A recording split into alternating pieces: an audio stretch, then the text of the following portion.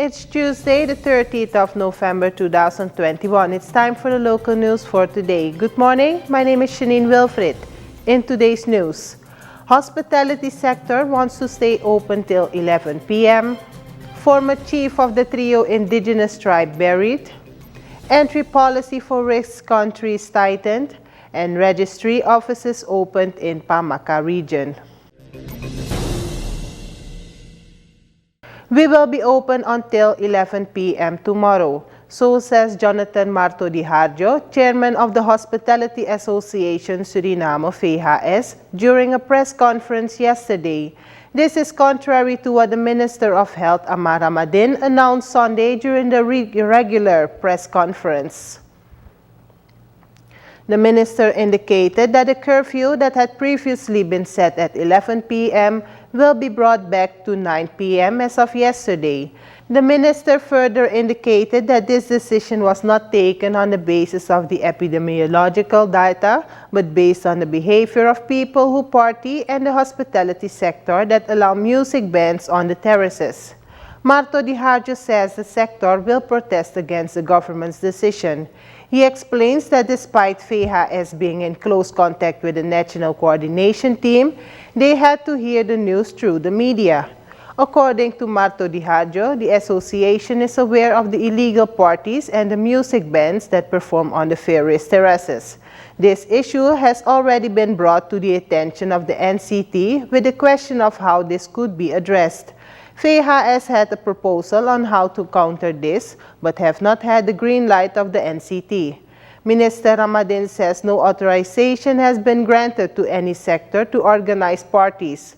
According to Ramadan, house parties are also banned under the presidential decree. The minister further explains that the COVID-19 protocols are not being complied with during the illegal parties. Former Gramang of the Trios, Asongo Alalaparu, was yesterday brought to his last resting place. He passed away on November the 22nd from the effects of COVID-19. He died at the Wanica Hospital. His remains have been flown in. The loss of the Gramang is hard to bear, especially for the indigenous community.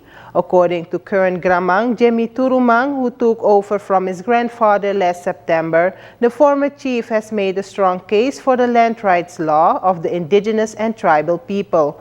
Acting President Ronnie Brunswijk and some dignitaries also left for Sipaliwini yesterday to be part of the funeral. Some dignitaries gave messages to the society regarding this tragic event.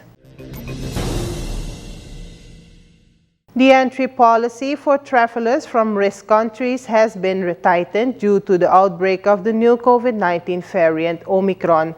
According to Health Minister Amar Ramadan, the National Coordination Team made this decision after import cases of the new variant were found in the United States and the Netherlands. The minister says that these countries have direct air traffic to Suriname.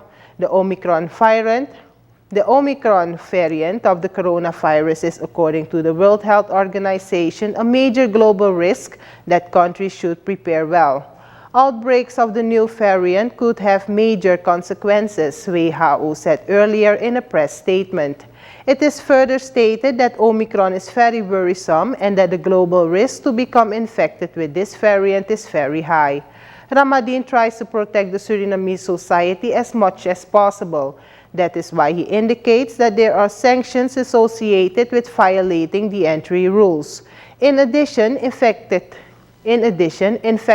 tourists will be placed in isolation. The minister indicates that the decrease in the number of COVID-19 cases is clearly noticeable. He also explains that the pressure on healthcare staff has eased. In the past 24 hours, 2 people have died due to COVID-19 in Suriname. The total number of deaths now stands at 1,166. The Pamaka community no longer has to travel to the city to do business with social affairs and housing. The village of Snesikondre now has a district office of the ministry. The opening took place last Saturday. According to District Commissioner Osea Bini, this is a happy moment because the Social Affairs and Registry Office in the area has long been eagerly anticipated. Minister Uray Kitram Saran of Social Affairs and Housing is very pleased that this result has finally been reached. According to the minister, the Santoki Brunswick administration is doing everything it can to bring development in a proportionate manner. To the public present, the minister indicated that no one will be left behind in the development of the country. According to Acting President Ronnie Brunswick, the office should bring benefits to everyone residing in the area. This is another step towards further development. The acting president reflected on the decentralization that needs to take shape. And these were the local updates for today. Thank you for watching. Tomorrow we'll be back with more. Have a nice day. Stay safe. Goodbye.